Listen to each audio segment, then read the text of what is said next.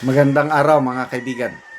Bigyan natin ng reaction, opinion itong post ni Sas Rugando Sasot. Isinare niya ang resulta ng uh, Pulse Asia latest survey February 27 to March 2 na kung saan pinakamataas pa rin si BP Sara yung approval rating niya positive kumpara kay PBBM na negative.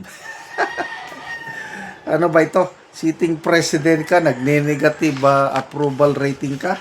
Wala na talaga. Ito, si BP Sara, approval, undecided, and disapproval. Mamaya, kunin natin ang kanyang negative approval rating. Ang approve kay BP Sara is 55%. Ang undecided is 18%. Ang disapproval sa kanya is 27%. So, to get yung net approval rating, i-minus mo lang 55 minus 27. So, positive 28% ang approval net approval rating ni BP Sara, which is very good. Kumpara mo kay President Marcos, lalong tumaas yung kanyang negative approval rating. Kasi nung fourth quarter nung December, negative 3. Kanina sabi ko negative 5. Yung SWS pa lang negative 5. Negative 3 ang kanyang net approval rating nung December or November ba, basta fourth quarter ng Pulse Asia. Ngayon, naging negative 9% na ang net approval rating ni PBBM. Ang approve sa kanya, happy sa kanyang performance is only 36%. Samantalang ang undecided sa kanyang performance 18%, and then ang disapproval hindi na masaya is 45%. So, i-minus mo yung 45 and 36, edi negative 9%. So, sige.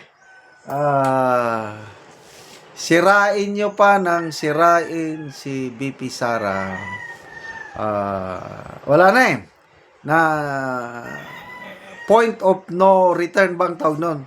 Kasi nung buo pang unity, mataas silang dalawa. Mataas silang dalawang ratings. Later on, bumababa silang dalawa. Lalo na si BP Sara nung nagsimula yung demolition job, bumaba siya. Kailang kay BP Sara, tumaas, pababa, pataas, pababa. Ngayon, steady na yung pagtaas niya. Si PBBM naman, tuloy-tuloy ang pagbagsak ng yung trajectory ng kanyang sa lahat ng surveys. Bababa. Maliban lang sa dalawa na alanganin. Ano yung dalanganin? Okta Research at saka Tangery. Wag na nating pansinin yung dalawa na yan. Although, sa ngayon, yung Tangery, nagsosurvey siya, presidential survey na, anong tawag nito? Non-commission. Okay yan. Kung walang nagbayad, most likely, ang lalabas na resulta is fair o walang pinapanigan wala namang nagbayad Nung una kasi, nung nandyan pa yung dating leader sa Kamara, hindi ko na lang siya pangalanan. Grabe ang survey ng Tangery. Ang taas ng rating ni yung House. Basta administrasyon, ang taas. Kaya hindi ako naniniwala nung panahon yun. Ngayon, dahil non-commission naman, wala namang nagbabayad sa kanila, yun, yung latest survey. Dalawang survey, review lang natin Nag-declare si BP Sara ng presidential bid niya February 18. February 19 to 20, nag-survey na ang Tangerie. Nationwide survey ito. 43% ang pumili kay VP Sara. And after a month, ito, March, nakalimutan ko na yung pitsa. Another survey ng Tangerie, lalong tumaas si VP Sara, 48% ang voters preference niya. Compared mo sa kanyang mga katunggali, sino ang nag-declare? Talaga interesado. Risa Ontiveros, ano yun? 2.7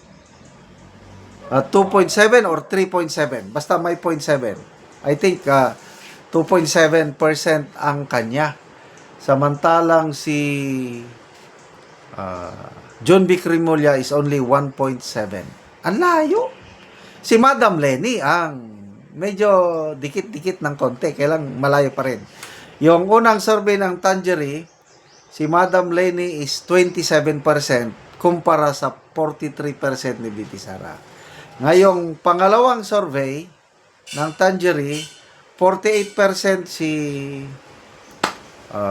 VP Sara, 28%. So, maintain ni Madam Lenny ang kanyang rating. Kaya lang problema, alanganin na siyang tatakbo.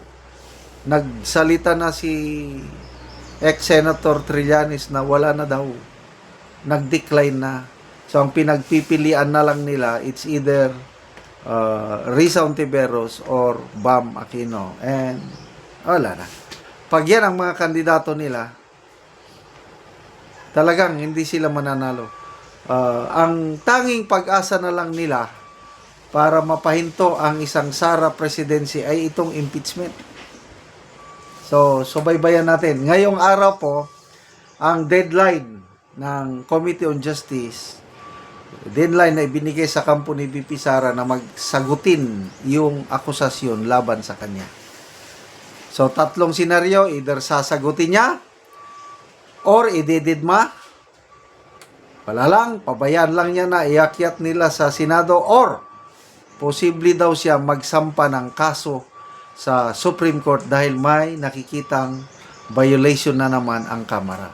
So, mamaya malalaman na natin kung ano yung ginawa ni kampo ni VP Sara. Salamat mga kaibigan sa inyong pagsubaybay sa ating channel. Nakakatulong kayo ng malaki sa tribong Talandig ng Bukidnon dahil ang income natin sa channel na ito is pantulong sa tribo. Namimigay tayo ng libreng yero at pako para makapagpatayo sila ng mas maayos na tirahan. Panoorin nyo ang video na ito. Ani ang natagaan na mo og yero. So mag-atop na ni siya karon. Anong atop? Kay ulan wa gyud among masilungan. Trapal lang. Muna ni ang atop. So muna ni ang atop sa tagaan na mo giro. Silupin lang na ay mga tubig. Oh, duha na gid kasapa. Trapal. Tanawa ang busog nga trapal. Ang sulod okay ra kay na kuan na naman mi. Itag-agas. Kayong nag-agas. Good ang tubig yun. Agas Salamat dito sa Ginoo. Kay tagaan dito. Atop nga yero. pero nga makaatop ko. Tanawan ning atong atop silupin og trapal.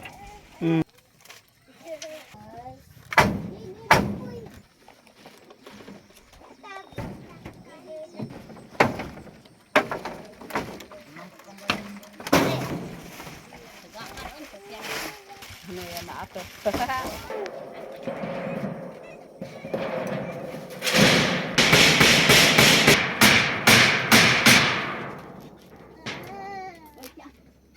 Karon naman na gyud sa pag-atop. Maayo na gyud nga tan-awon kayo man na sa pag-atop. So napulihan na tong mga silupin lang og trapal nga ilang atop.